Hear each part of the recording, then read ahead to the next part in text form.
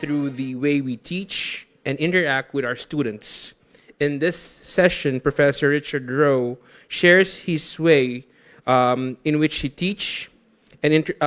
shares his reflections accumulated over a lifetime of teaching street law and legal literacy.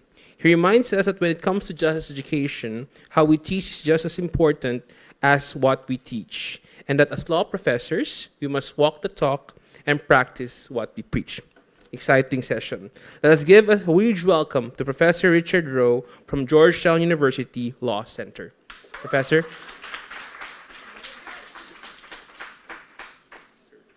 Thank you very much. Welcome, everyone. I'm delighted to be here. It's a really great pleasure for me to be here in the Philippines to present with you. I've thoroughly enjoyed the two prior days of the conference and today, and I hope we have some fun today. So we have a PowerPoint, and I want to talk about teaching about justice with justice. How do we accomplish that? What does that mean?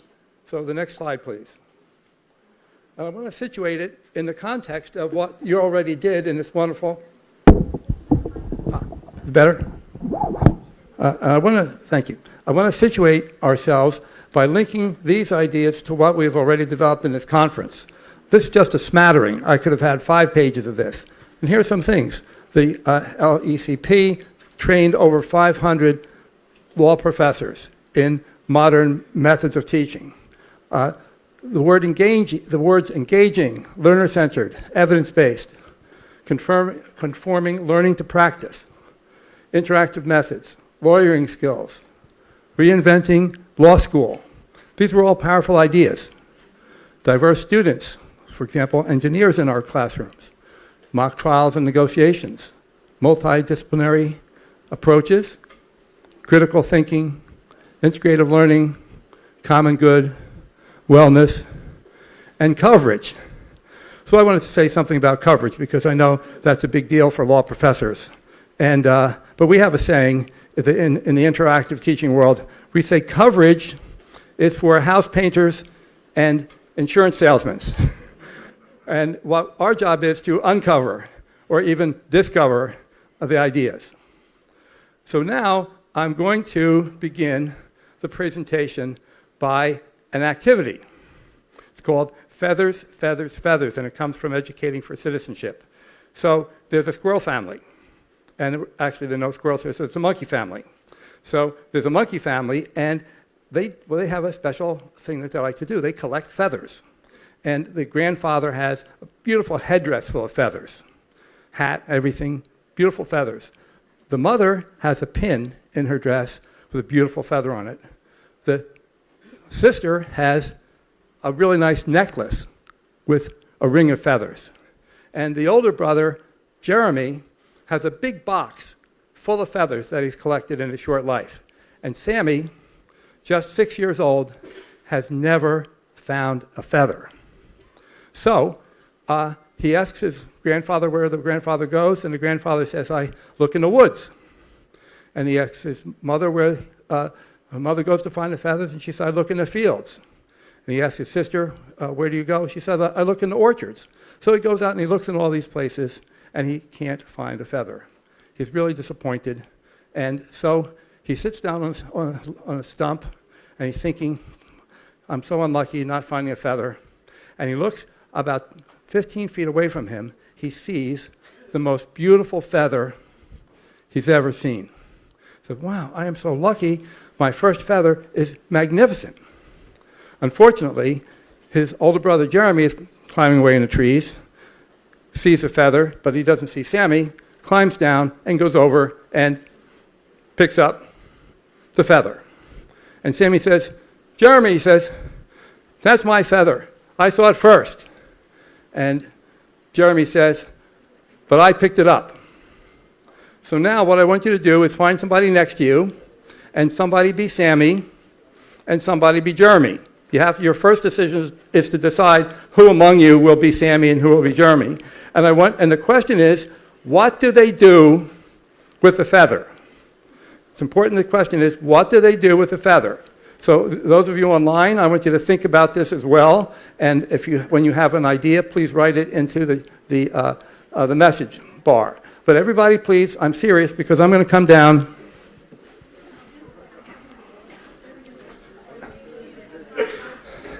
And I'm going to come down and actually go up to you and ask you. So B. Sammy and B. Jeremy, what do they do with a feather?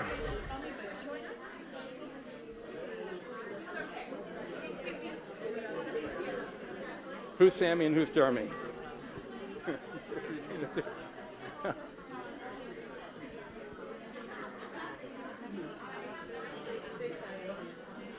You guys don't want to do it? Be Sammy and be Jeremy? Go ahead. You can do it. Go ahead. Yeah.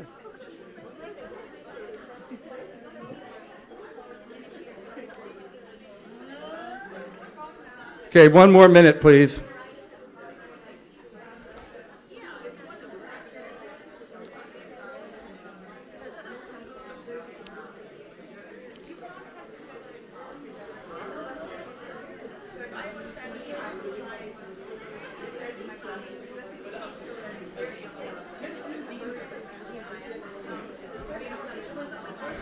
There are people talking, so it's good. It's a good sign.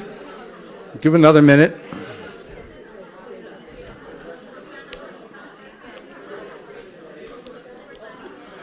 Okay, let's hear some results. Ladies and gentlemen, I'm sorry to interrupt. I'm sorry to get everything started and get you talking and then interrupting. But what should they do with the feather? Who would like to volunteer? What should they do with the feather? Anybody in the back? I know you're, anybody? What should they do? Here we go. Way in the back. Here you go. We agreed that since we're siblings, rather than cut the feather in half and destroy that magnificent feather, we would learn from the example of our family members, where the feathers are either on a hat, in a necklace, on a brooch, and in a box. So we will just prop it up nicely and use it as decor, house decor, and we will become co-owners of that feather. Thank you. Sounds like a wonderful solution. Let's hear some others. Who has a different one? What should they do? Don't be shy. Excuse me. Hello, good afternoon. First, I don't want to answer because I'm not a monkey. Second, I realize that alternative dispute resolution is the easiest way to solve the problem. But our answer is, since I'm the older one, I already have a lot of feathers, so I'm going to take it and share some to my little brother. Thank you. Oh, thank you. So are you going to get the nice feather and give him 3 or 4 of the other feathers? Good deal. That's probably better than alternative dispute resolution. Maybe Sammy's going to have to think this through. That's a great solution, though. He's going to get the good feather, but trade it for 5 of the, more ordinary feathers. Any other solutions? Yes. Okay.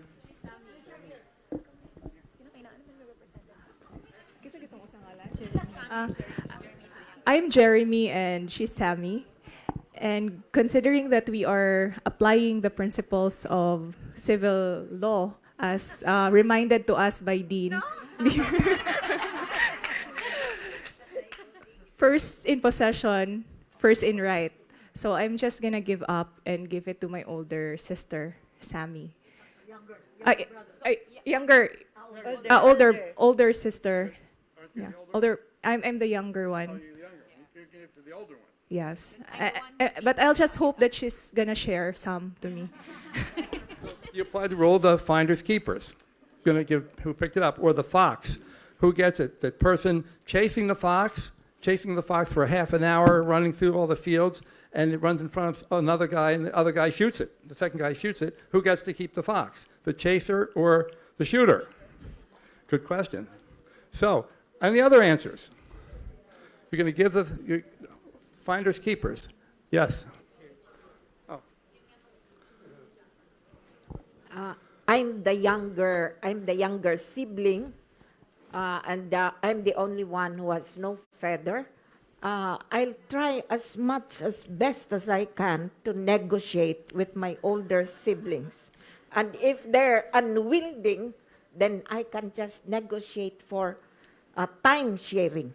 Time sharing. Time sharing. Probably you can have 2 days, I'll have 3 days, or 5 days, I'll have Time 2 days. sharing is- Just that I can have possession of that feather, no matter how temporary. Perfect. Temporary, but better than nothing. What did Jeremy say to that? Did Jeremy agree? Jeremy agreed. So there's a lot of solutions. And when this was field tested, what did the children come up with? What was their preferred solution? It was this. What they did was they gave the ownership of the feather to their mother for their use and enjoyment of the feather. So she would distribute it. So that was a kid solution. So now I want you to think for a minute, what legal relationship did those children create?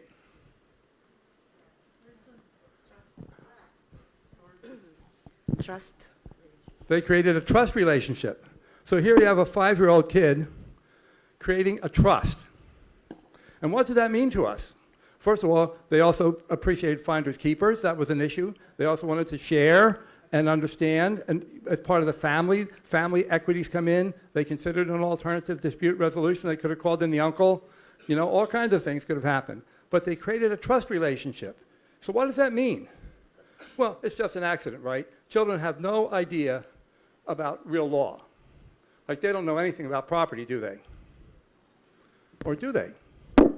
Suppose you're a child, and this is your toy, and I take it from you. What do you say?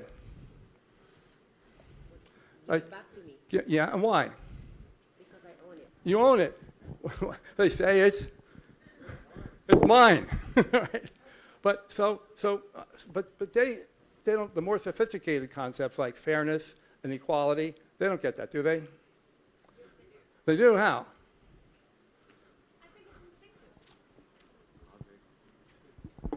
I think kids start talking about fairness really, really early. So I feel it's an inherent or innate quality in us. That's my belief. And they can see differences, right? If they get a birthday cake and they get the 2 slices and one is bigger than the other, what do they say? If the one who gets the smaller one says, "That's not fair." What? Let me hear. Because those listening at home can't hear.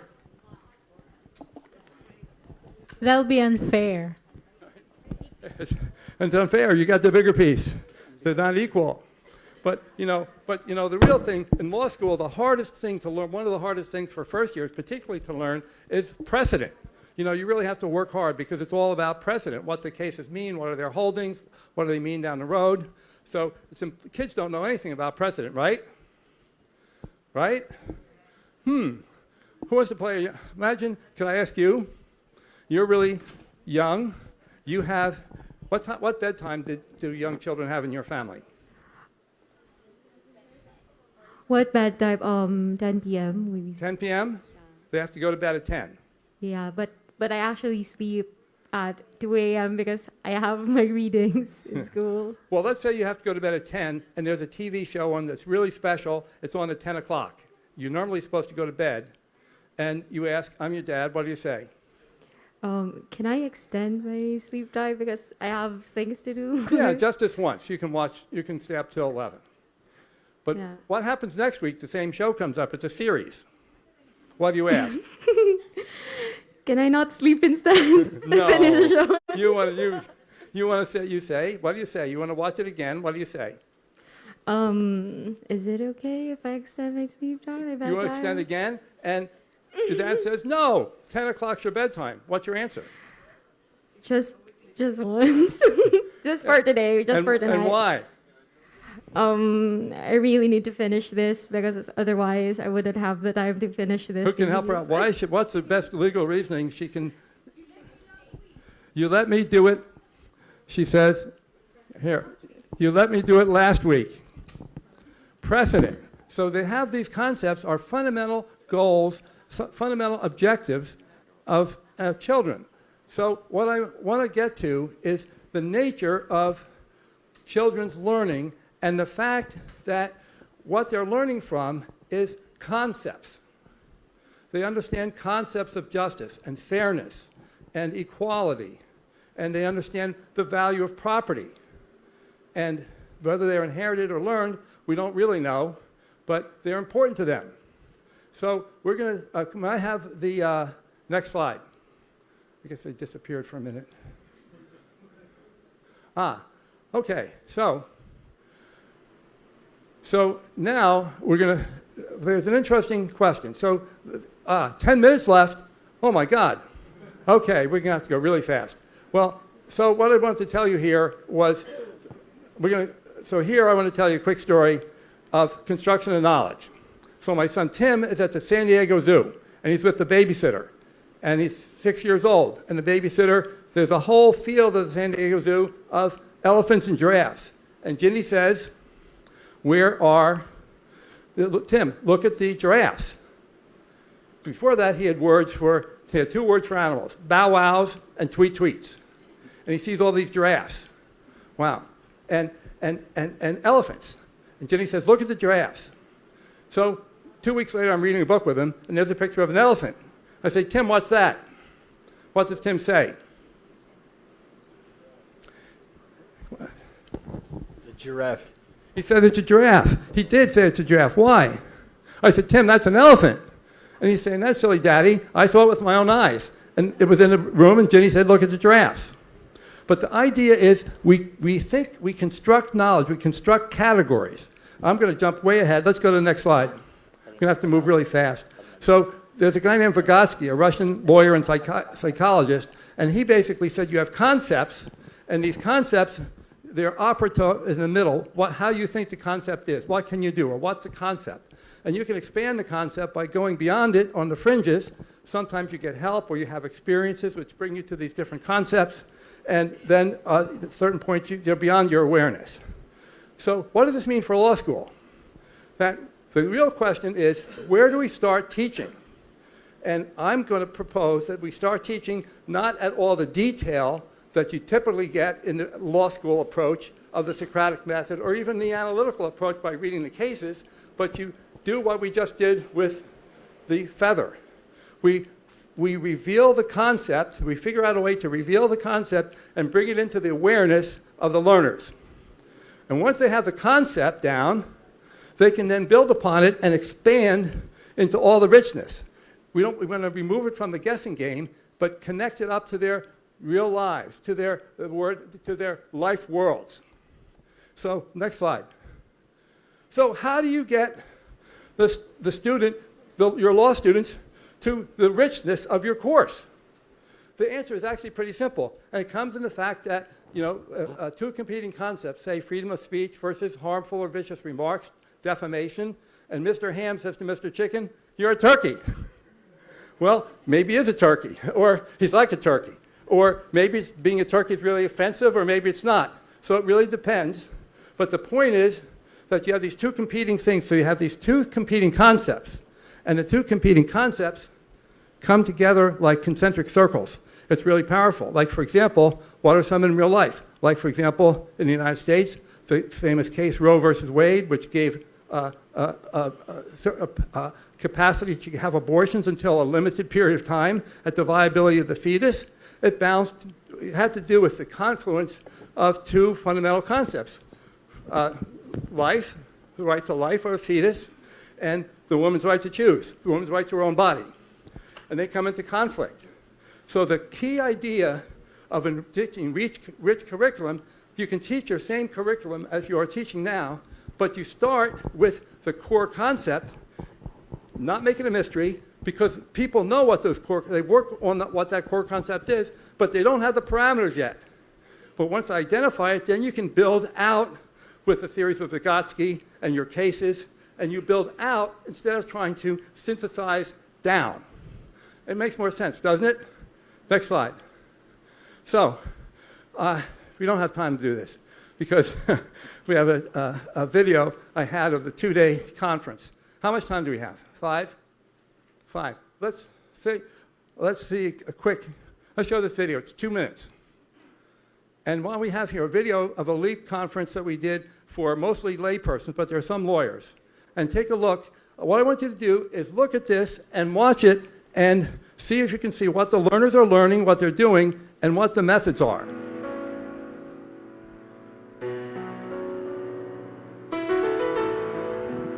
What's going on with the learners?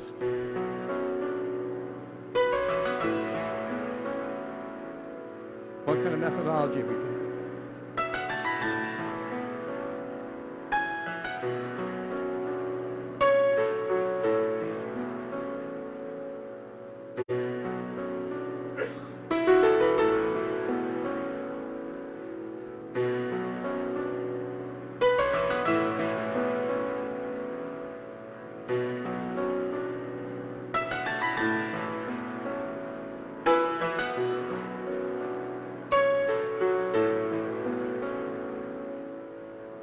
Okay, let's stop the video for a minute just so we can process some of these things and tell you what we're doing. We started this sequence actually online, and the first case we did was the students all imagined that they were on a hospital committee, and they were going to decide who should get a heart. And there were 7 candidates, and a heart just came in.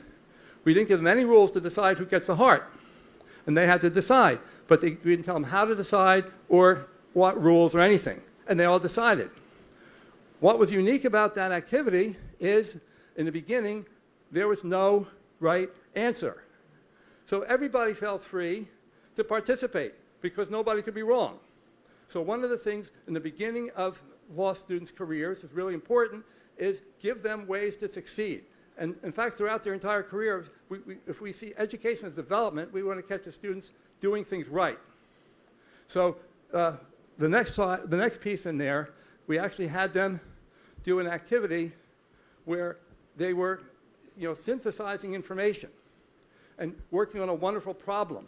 And they all did it, and they answered 4 very diverse questions. But again, there were no right answers. They were within their capacity to do serious thinking. So it stimulated thinking at a high level, stimulated expression at a high level, and what we were essentially able to do is shift the thinking and the talking, the comprehension and the expression from the teacher, like I'm doing now, but I don't have time to pass it to you, and from the teacher to the students. And it's possible to do. Every time you come to ask a question to the students, you ask, how can I get the same point from them? Get into that habit. It takes a while, but you can do it. So okay, now, here I'm going to tell you one last thing, pretty much out of time, but how do you teach trial advocacy, a really sophisticated subject, in a learner-centered way? I've done this, a whole trial advocacy, but I didn't teach trial advocacy. I didn't teach a mock trial to teach trial advocacy. I'm not qualified to do that. I used a mock trial to teach legal thinking because it's the perfect way to deal with law, facts, and different opinions and rules of evidence and all kinds of things. It's very rich, it's palpable. So what we did to teach them how to do a direct examination with the left column, we made a whole room full of bloody shirts. And every pair of students got a bloody shirt, and they had to create a story. One of the 2 of them was going to be a witness, and the other was going to be actually witness the scene and some kind of crime that was committed by somehow involved a bloody shirt. Could be anything. And the other person, in this case the man on the left, was going to be the one to ask questions about it. And you can see in the role play that followed, he's asking her questions about the bloody shirt, and she's wearing it. So something happened to her with the bloody shirt. So they developed the whole story. Well, let's see the next slide, please. Next slide, and you can see my colleague is working on this, and we have a list. The next slide gives it more clear. But what we did when they did this, we said, just ask the questions, and afterwards, what question did I ask them? I asked them, the audience, I asked them, what do you like that they did? What's one thing you like that they did? I didn't say, you should have done this, you should have done that. What's one thing you like what they did? And the first question, you can barely read it, but the first question is that it was open-ended questions. Powerful. So then we did it again with another pair. They went through their whole story. What else? What's the second thing you liked? And it said, detailed comprehension of the witness's story. So they really knew what they were talking about. And repeated that. And down the line, all these things, real witness, they actually lived the role. And we have a list of all these things that were generated by the law students. We didn't find anybody wrong. And that list, I will tell you, is very close to what you would find in a textbook on how to do direct examinations. But instead, we synthesized it from the learners. So that's essentially my message. How do we teach in a way which shifts the teaching and the learning from the student being the receiver of information to being the creator, from being a meaning receiver to being a meaning maker. And I believe that that solves a lot of the issues of difficulty. And there's so much more I could tell you, but I've reached my time. I probably went over a little bit, but I apologize to people behind me. But I want to thank you very much for being such a wonderful audience, and have a good afternoon. Bye-bye.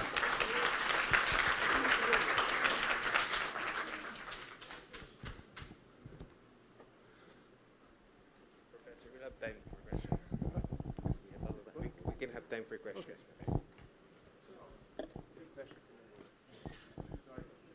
You can sit. Where do you want to answer the questions? I can be right here. Okay, sir. All right, we do have time for questions for Professor Richard. So the Georgetown Street Law Program envisions this concept of learning to teach and teaching to learn, where students themselves, when they engage with, for example, prisons and residents in prisons, they're able to teach the residents there, and in the process learn as well. I read one interview that you had about this program where it's also transformational for the persons that the students are teaching and serving. Very important matter on justice as we also reimagine legal education. Do we have questions from the floor for Professor Richard Rowe? I think in the Philippines we do have the clinical legal education program, Professor, yes, where we are discovering ways to explore, to have our students explore that as well. Was it difficult for Georgetown to convince students to do this kind of program? Well, Georgetown has the largest student body of any law school in the United States. We have over 600 entering students a year. So we have 1,800 JD students and maybe 1,000 LLM students, very few PhDs, doctoral students. So it's a big law school, and we have clinical spots we have like 19 or 20 clinics, wide variety of clinics, and they're very much in demand. They're usually not enough. And we have practicum courses that are lesser, they're not as participatory, and they're not as supervised, but where students work on a legal project with the professor. But they don't fully represent the client like you do in a clinic.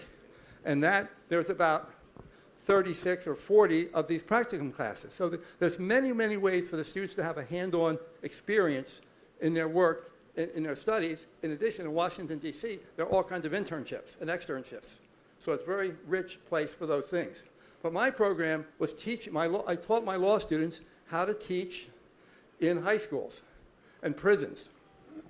And that was a challenge because it's oftentimes the high schools, there were a lot of students who had underdeveloped learning abilities. They're super bright, but they needed to be, this way, connected to the concept and developed. And these techniques I'm telling you worked. And how did I get into it? I just want to tell you this story. What made me a learner-centered teacher? And I had a number of incidences, but I'll tell you one. After I graduated from college, I took a job teaching science. I was a Latin American studies major, so why in the world was I teaching science? I was teaching in a very poor school. They needed a science teacher. I said, sure, I'd love to do it. And I had a student named Wilfredo Rosado, Hispanic student, came every day. I'd drive up and he came, Mr. Rowe, can I take your briefcase, bring me to my office, and we say, let's do an experiment. Can we do an experiment? So I would do a little thing with him before school started. And he was in my last period class. In my last period class, kids had really serious learning difficulties, and they could have all easily been in special education. And so how was it going to teach them? Well, one of the other teachers said, well, give them a lot of material, have fun with them, but write up on the board everything you want them to know, and let them have a notebook so they could copy what you have on the board into their notebook. So when they had a test, they could have an open book test, and they could copy what was in their book onto the test. Sounded like a good idea, so I tried it. Well, the problem was this. Wilfredo had a picture-perfect notebook. Everything I wrote on the board was beautifully in his notebook. Perfect, mirror image.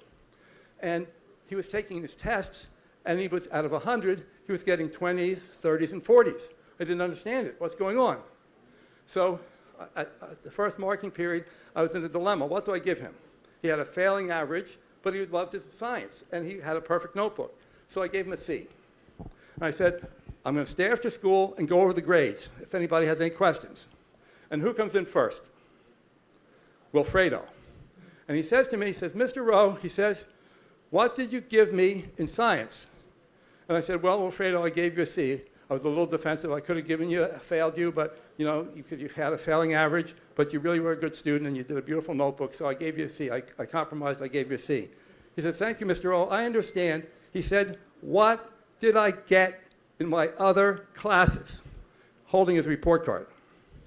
What did I get in my other classes? What did that mean? He didn't know, not only did he not know how to read, he didn't know the names of the letters. And I didn't see that. And I decided at that point, I have to teach in a different way. I have to teach for understanding instead of providing information. And that, I didn't know how to do it. I never was formally trained in education, but I worked my way through it, and that's what I'm asking you to do. So think really carefully. Give the students a voice. All the skills that we want the students to develop, they can develop through learning by doing in various forms of ways, and very complex hypotheticals. I'd love to tell you more, but I'm sure we're close to the time limit. We do have questions. Thank you for that story, and I'm just so aware that that student was a gift to you with all the struggles that he had to show you a different way of being in the world. So thank you for sharing that. I am so intrigued by what you shared with us around how these concepts of law are innate because children feel them. And I'm curious of this nature-nurture kind of concept because I know in certain indigenous societies, they don't regard property ownership, for example, in the same way. Of course. And this concept of me, mine, it's something that I'm, exploring. Is it that something we teach children, or is this innate? So I'm just curious to hear your thoughts, particularly around property ownership and this realization that we have different concepts. And for example, in Native American society, you don't own. You are caretakers of the land. You don't own the property. So I'm just curious. So the way I would deal with that with students I would be much more participatory. And I don't mind answering the questions, but my job is not to answer the questions, but to have the students figure it out. But I would work to them to think of what's behind the two rules, not having ownership of property and having ownership of property. What does it mean to have ownership of property? And it comes from the sense of security. When a child is born, they immediately cry, and they immediately need food. And they learn they need that food. And they have insecurity if they don't. Children want to be really safe. It's really important for young children to be safe. I have a young grandson of a year and 3 months. Very important. But yet it's very important for students, as we heard all day today, for the students to be safe and to be nurtured. So the question is, there's a lot of ways to do it. One of them is you have property. That has pros and cons. I have a whole part of the lesson we could get into that. But you don't need to have private property if you have a collaborative society that provides your needs. It takes a village to raise a child, if you have that approach. So it really is, I believe it's a cultural thing, but there is a need for the food. And there's a need for security. And there's a need for love and affection. And all those things. And those are really important. But how they're delivered is I believe, is a cultural thing. We ran a program in the DC prisons where my law students taught called the DC Family Literacy Project. What we did was we helped the prisoners, not taught, but we taught them how to read with their children. And we brought their children out on like every other 2 or 3 weekends. And between that, we would work with them on reading tips. We worked with the DC Public Library. We did all these activities. The goal was to normalize their lives because they really missed their children. They knew they had done wrong. They were in prison. It was incredibly valuable. We did it for men and women. We did it for many years. It was very powerful. And you could see growth because they were the real parents of their children. And I think it works towards really developing family bonds, developing social connections, all the things we want people to have to be effective in a society.